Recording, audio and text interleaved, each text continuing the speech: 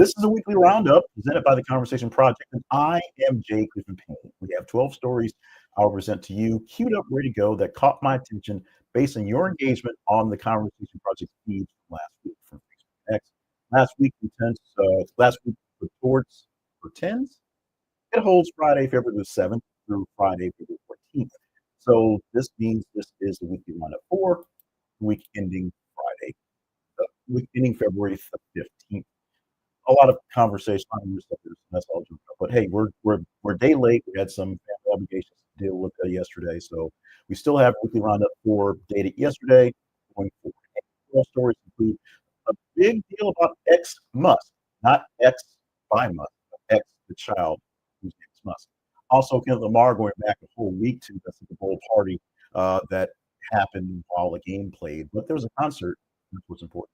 And JD Vancing, and more, and even more. We're ending this week, of course, 15th of February, 2025. And we're going to get more of that stuff in a way. Our sponsor is Ground News, more in a moment, but that's the best way to get your news, and get the news from all perspectives. More on that in just a bit. And remind you that these 12 stories are basically conversational stories that you get from following us on our feeds on Facebook and X. As well. We'll explain the full breakdown of how all these things work out in a bit, but reminding you that our website details what we're doing. It's at the Conversation Project. This is a conversationproject.com, and of course our email, conversationbox.com. But flustered, doing some new things today, and of course a day late, not quite $1 short. So bear with us as we do what we need to do to keep this show done for this week. And this week we kick it off right off the bat. No particular order as these stories we presented. They're literally a random shot of what's going on. In fact, sometimes the way they present it will be so out of order it doesn't make sense. We should put them in better order. But these are 12 stories of the past week that need a bit of relooking, retouching, maybe some reevaluating based on the 7 days prior. Starting off with story number one, that is the headline for this one. Trump overhauls Kennedy Center leadership, naming himself as board chair. And he did just that. President Trump named himself as the chair of John F. Kennedy Center for the Performing Arts in Washington, D.C., following a vote by a newly constructed board of trustees, because he fired 6 members from before, put 6 more in there, and they voted him in as chairman. This is a move that, of course, involved the dismissal of the existing board.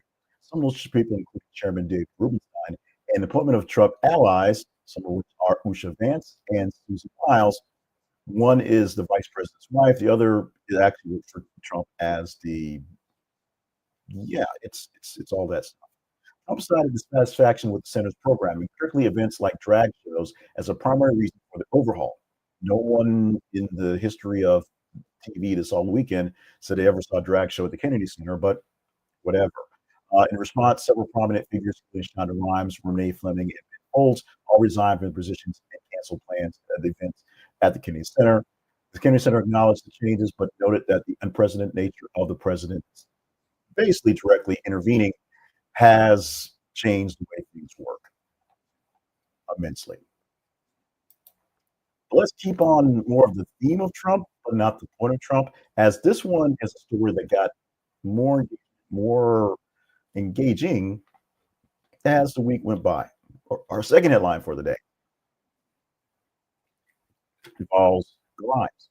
Grimes is the former partner of Elon Musk. In the middle section of people who've had his children, she is the second. Now, there's a rumored 4th child or rumored 4th person who had a 13th child a few months ago. We'll talk about that next week. Right now, talk about the show of shows where Elon Musk took 4-year-old ex Musk to the White House and for a press conference. Actually, he was there in the Oval Office while Trump was signing executive orders. They always turned to the press conference, and they were there. They asked Musk directly about what he's doing for Deutsche. First time he had a chance to get direct questions from people. Not the best look, not the best answers, but what made this bit interesting is the humanization of having a toddler act like a toddler and just do goofy things while dad's at work and people are paying attention. Now, many people said it's a humanizing tactic. Many people, like me, wanted to my kid to the radio station, and she just started pressing buttons. Got a little flustered and ashamed. One person who was a bit upset about this was X's mother, Grimes. And this gets really, really deep into the relationship. Now, people have said Grimes is essentially abandoning her children and letting Elon, whoever's raising them, raise them right now, so she has no say. But she believes that he should have told her she should have some say in him going on being public like that, being on TV, press conferences, walking around in Congress because it's her child as well. And like I said, many people think Grimes is essentially abandoning the children on their own. She had 2 of Musk's 12 children so far. His actual wife had 6, and he had, the rest of with another woman who used to work for him, who was apparently just sort of having babies. This is a topic that got a lot of people standing up because some people were thinking, "Wow, he took his kid to work. That's awesome."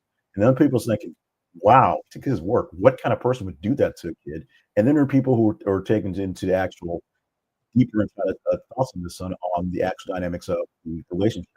Musk is doing a whole lot of things, and he's showing a lot of stuff going on, but what is he actually doing? We can debate over how well or how not well Doge is going, but we have a lot of work happening right now to see whatever. And having a young toddler sitting under the desk without Trump sitting there, um, is not making it much better. This is a topic that go for the look for the video we have on the page because there's plenty of comments to get to that one. Comment for this one as well. You want to go deep in this one. But what do you think about Elon Musk's son X being a 4-year-old during a press conference? A lot of people watching, picking his nose, being antsy, and making himself part of the legacy, or at least his parents making himself part of the legacy of Donald Trump. Wait, we're not done? No, we have plenty of Trump going on. This is Trump, number 2. Trump is gonna be a part of everything he wants there going forward, so we'll have a lot of Trump going forward. Let's talk about his move to impose reciprocal tariffs on nearly every nation to escalate the trade war we sorta have right now, the beginnings of the trade war, as he signed a memorandum in initiating the development of a system for reciprocal tariffs. Any nation that will send a tariff our way, whether we did it first or they did it first, they get a reciprocal tariff of essentially the same amount right back at them. This is seeking to address the perceived trade imbalances that we US, with other nations based on what we're doing. Trump says folks are just cheating us constantly, robbing from us blind, and they're just getting away with stuff. So these tariffs will balance things out. The plan involves a comprehensive review of existing tariffs and non-tariff barriers posed by the U.S. and all its trading partners, with the goal of setting equivalent U.S. tariff rates. So if there's a tariff on us already, we will match it. If the tariff comes on top of tariffs we send to folks, we will match it. There will be tariffs back and forth, back and forth.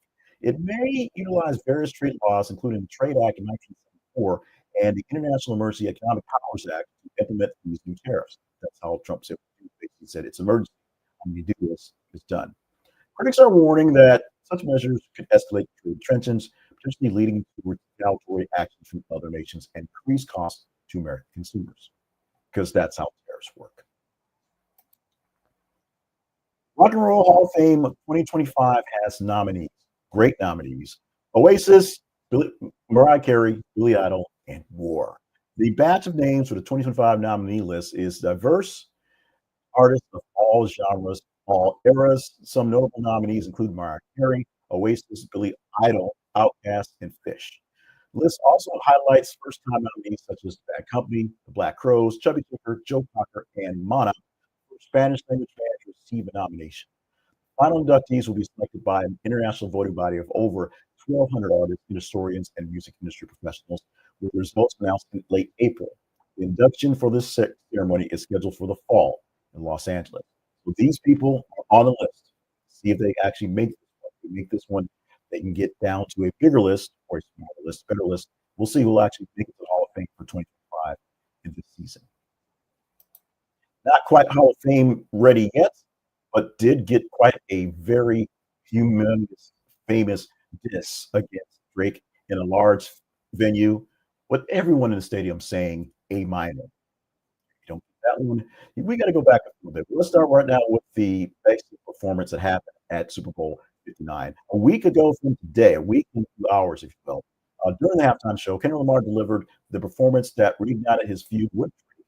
He performed this track, Not Like Us, which he did teasing it because he says every time he sings it, he gets fined, people get bad. And the Introduction of the Uncle Sam character, Samuel Jackson, in an American flag hat, talking about Lamar being too ghetto, too street, not living up to his stature, was a added sort to that. Now, it was censored because it didn't use the P word, that was the big part of where the A minor came from. But as a nation across the world, a nation of people around the world were watching it from TV, yelling it at the TV, and of course, a stadium full of folks yelling out A minor, got the point across. Also appearance by SZA, who was announced as part of the halftime show, and Serena Williams, who was dancing along the side of Kendrick Lamar inside of Being Like Us, basically dancing on the grave of their relationship she had with Drake. This is gonna be a halftime show for remembrance. As always, there's debate on whether it was good or not. There were some issues, serious issues with the audio because people couldn't understand what was going on, and we didn't know if it was a issue where it was sound was sort of bad, or many folks aren't familiar with Lamar's lyrics and some else issue as well. The commentary that was mixed into it also got some mixed reviews as people just sort of didn't not quite get it. But the choreography, the actual working going forth, and of course, once Serena Williams made it a spectacle for all to see and understand. It was rated by most people who enjoyed it one of the highlights of the Super Bowl halftime shows. Wow, nobody's touching Prince, so don't even start that.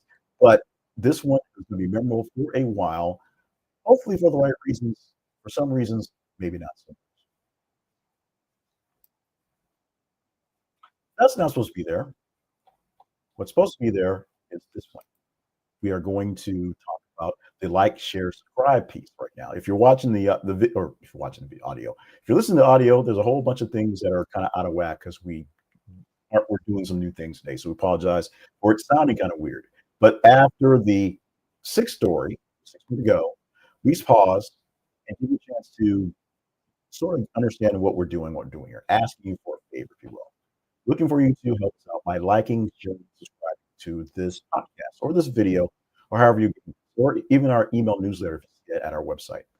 Like what you're seeing, like what you're hearing, and I know I'm picking the right stories, I'm giving good commentary, or hate like well, click the right emoji that fits your actual hate, or work it that way as well.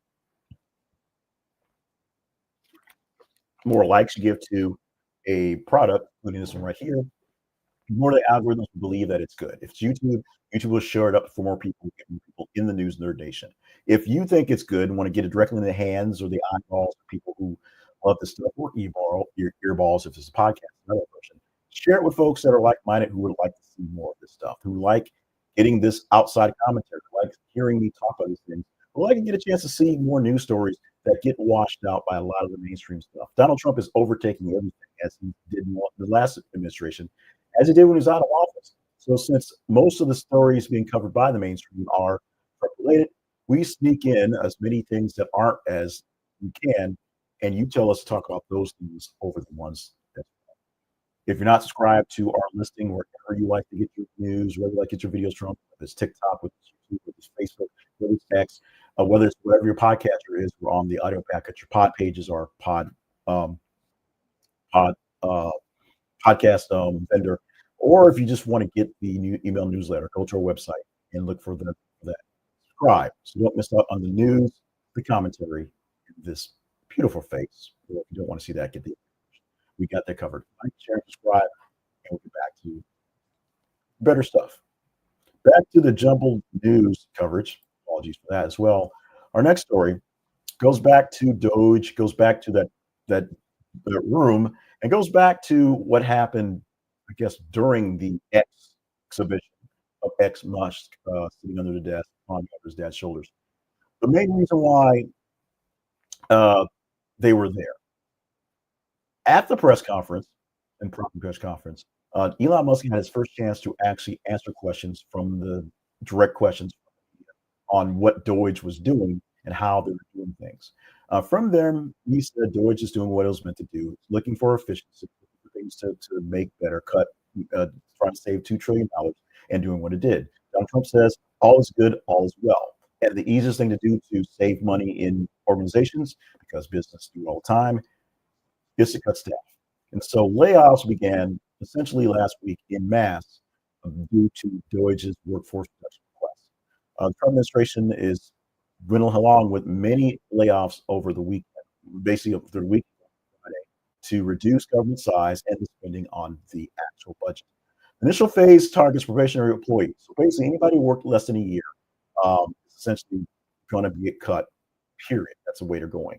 That's about 200,000 individuals of the $2.4 million in the federal workforce off the bat cut. Does that make a difference? Well, it's in percentage wise, it's not even 10%, but it is a big number of folks to get started. Now, the Center for Disease Control and Prevention losing about 10% of its staff. HUD, Urban Development, is losing about 50% reduction. And the U.S. Forest Service terminating about 3,500 employees who don't have roles who are related to wildfire prevention. Or they're basically land management. They're basically sort of, on the outside. They're not actual firefighters. They're sitting in offices. There also are people that are called up to do some firefighting or do some manning of operations when massive fires appear. So in the middle of big fires going on in California, they're terminating a lot of folks who do backups for the fire service. Also noted, the Consumer Financial Protection Bureau has expanded layoffs to include term employees on fixed contracts. People who actually don't have the non-protections, have actual protections, are being fired. Not quite willy-nilly, but it sure does look that way. Many unions and advocacy groups are arguing that these cuts are driven, jeopardize essential government functions from now going forward.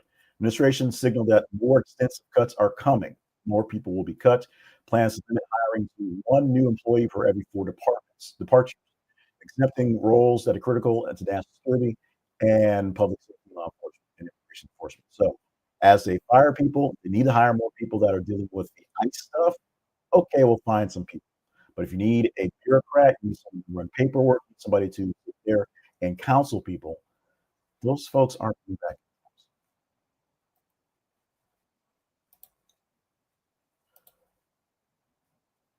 We are batting 1,000. All right, so Trump gave his interview with Fox News before the Super Bowl and said a lot of things. One of the things that took us a few days to actually digest and get into and turn into a thing because the media does is his vision of the future and successor to him in 2020. Now, Trump can't run for president. We don't think he can because he has two terms, even though they're not consecutive. Now, while there are rumors of Project 25 things that'll make it easy for him to run again, i.e., don't worry about it, you want to vote again, there's really the real talk of who's going to be the running guy, the guy at the top for the party in 2028. And asked if JD Vance, his vice president, because the vice president is the right guy, Trump was like, no. The quote is no, but he's very capable. I think you have a lot of very capable people. So far, I think he's doing a fantastic job. It's too early. We're just starting. Even suggests that Trump is not exactly up to having Vance and taking things on. He's sure to give him the crown. So he acknowledges that Vance is useful, maybe good at stuff, but not that he can take over and run the show. He's done running the show, which ironically, he probably will still be running the show. Chances are he's going to push for someone more like his son, Donald Jr., to run immediately because Donald Jr. is trying to get more into the political stuff that's going on. So that's probably his actual psychic successor. Whether they can garner the power to make that happen in 4 years, and whether the Democrats can garner power to actually put up a candidate who's worthy of actually winning, we will see. DOJ is seeking to dismiss the federal charge city mayor Eric Adams. They may have done this. This is a complicated story based on what's about. The DOJ, federal prosecutors, dismissed corruption charges against Eric Adams, the mayor of the city. They cite concerns over how he, Adams, cannot help Donald Trump and the administration work on its goals to deal with immigration because he's got this little lawsuit thing over his head. The directive actually led to resignations of several top prosecutors. 7 at this count, I believe, going forward, including the active and U.S. Attorney Daniel Sassoon and many inner they all refused to comply to the order, so they just left. Now, I believe it's actually been dismissed. I think it's actually been put through, um, eventually, but, one of the letters of resignation basically said, "Eventually, somebody Trump will find an idiot who can do this thing and get done." So I think it's gonna happen. We did have a joint appearance by the immigration czar and Eric Adams on the couch at Fox News this past week, where the czar was like, "If you're not gonna do what I say about immigration, I'll be up your butt," making it sound more or less like the quid pro quo that everyone believes that it is. How are we going to reconcile this going forward? Eric Adams is going to go free from this thing, and while many people thinks that Trump should just pardon him right now and let the whole thing play out, because that would be a more reasonable way to play this thing out, believe it or not. It's not happening. One thing that's happening for sure is Eric Adams, Eric Adams is going to be a thorn in the side for politics for Democrats for quite some time, though he is actually a Democrat. So the ceasefire arrangements, the negotiation for ceasefire between Ukraine and Russia are going forward, and this is going forward because Trump and Putin said it's going to happen. Now, there's been a lot. Today is the 16th. This article came out on the 12th when Trump said that we're going to start these things immediately, and they're planning for meetings in Saudi Arabia. Now, in the 4 days since this happened, a lot has basically transpired. A lot has been said in various places, to include the fact that JD Vance said that there's no chance that Ukraine's getting NATO, that the Europeans need to step up its actual defense of what's going on. And these negotiations start in Saudi Arabia soon. Russia and the United States will do all the work. Ukraine will be there. There's no really clarification of them being an active participant, but they'll be there, which I guess is great.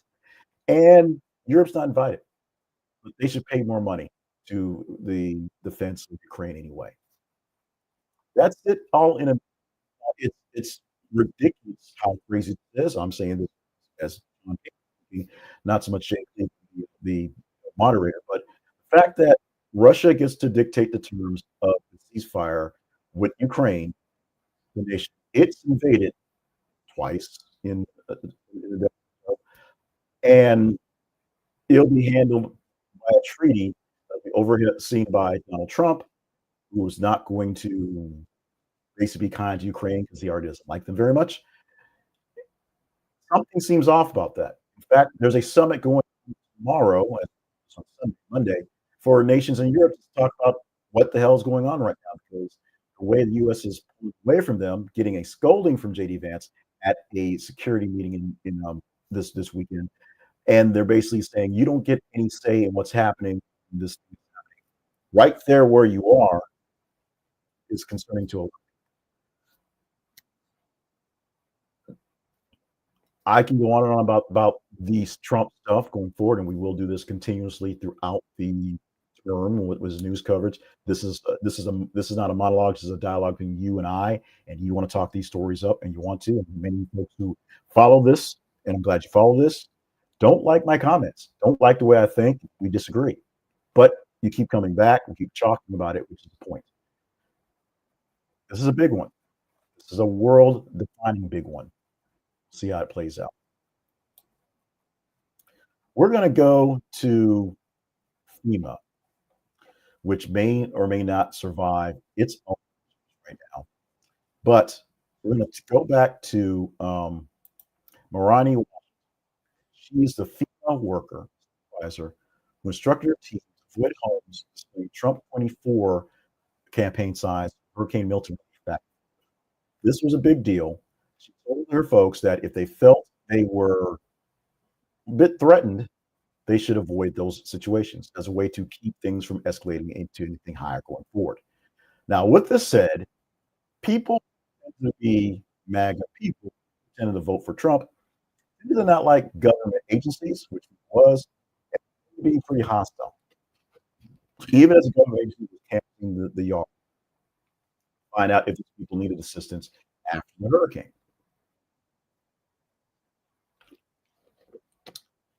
So it was determined that her directive violated the Hatch Act, which prohibits federal employees from engaging in political, partisan, politician activities while on duty. Essentially telling people if these guys believe Trump stuff, don't go to them. They were supposed to do it anyway. She was terminated from her position in November, and she defended her actions by citing concerns for workforce safety, hostile environments, things like that. Actually, a complaint was filed with the U.S. Merit Systems Protection Board seeking disciplinary action to go against her as well.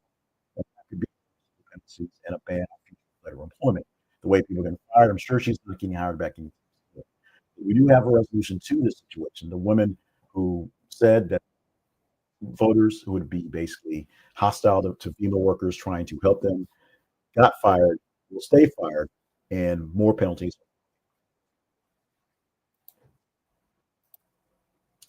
Here's an interesting story with an interesting take.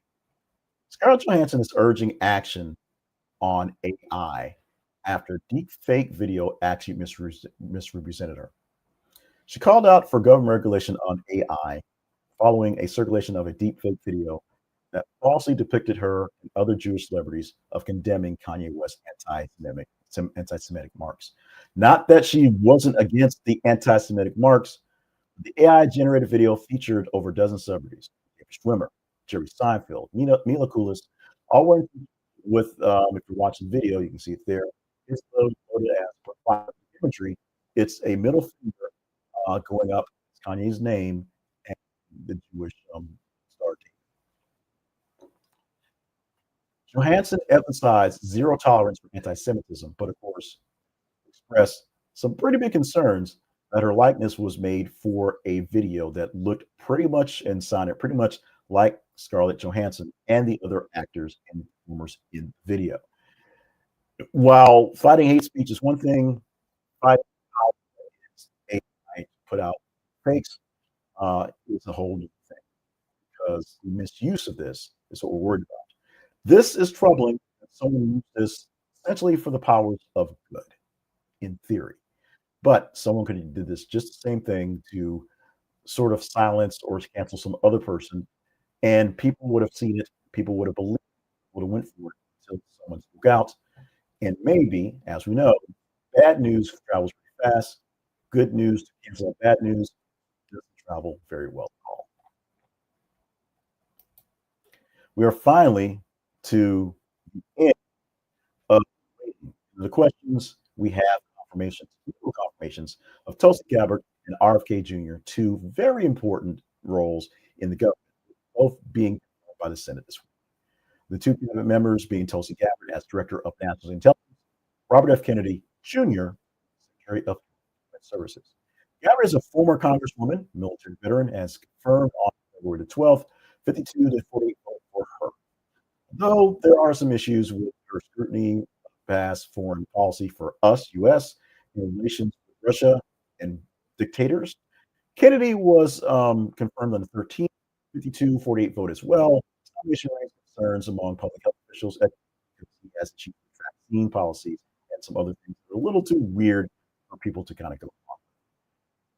Former Senator GOP leader actually was the vote against, the only Republican vote against both these people in both cases. Right now, he seems to be the guy voting against anyone Trump's throwing out there for reasons. The biggest issue with that is it doesn't really matter. Majority is 52 is more than 50.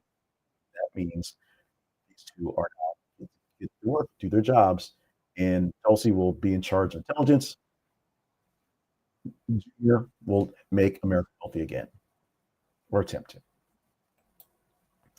Let's pause for a moment and talk about our sponsor, Ground News. Ground News is our sponsor for basically all the weekend stuff because they don't get enough time. Um, they don't get enough time to really show.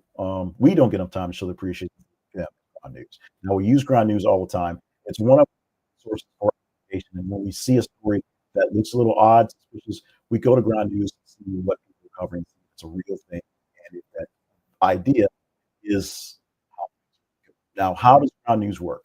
They aggregate news stories from local stories, from national stories, all the global stories as well, and they give you the sources for those stories.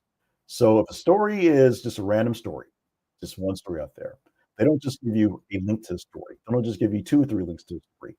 That they link to all the capable issues. Some of the smallest, craziest, oddest blogs that cover story, they'll get it to you.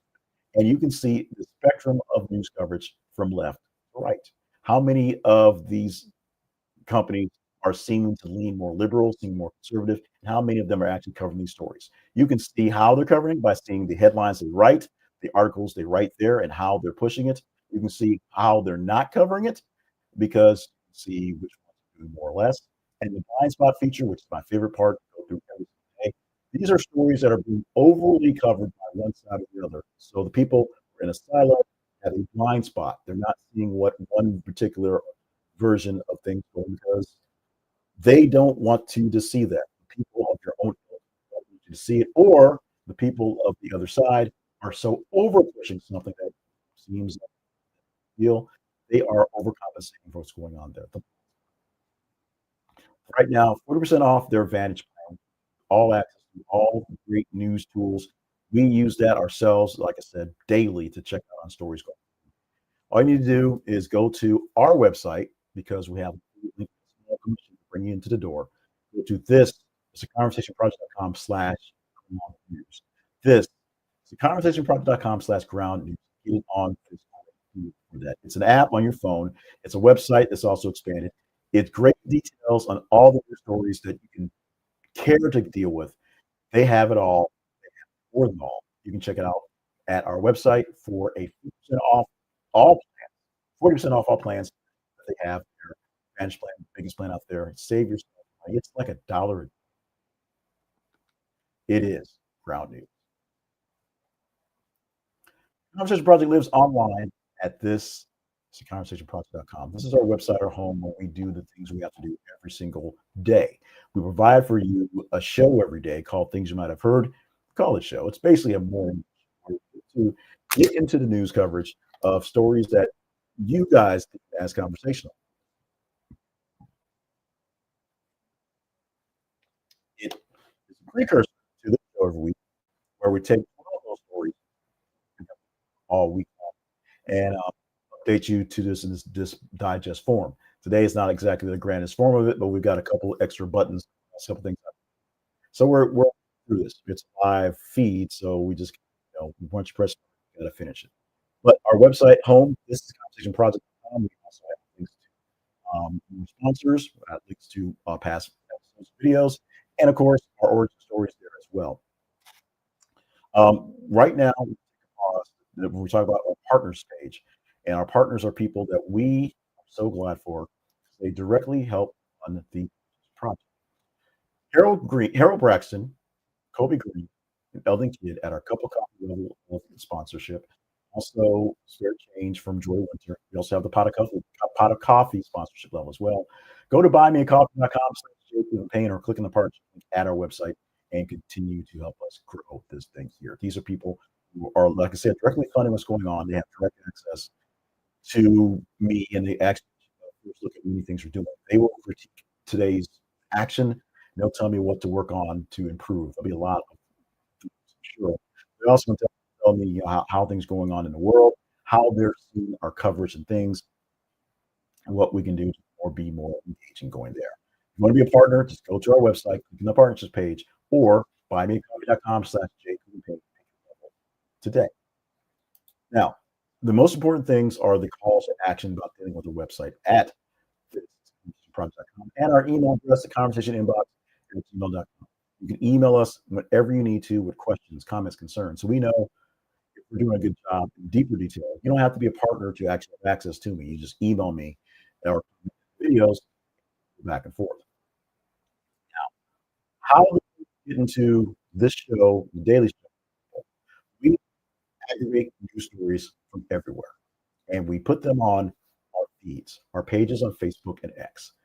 Facebook.com/conversation project, X.com/th_conversation.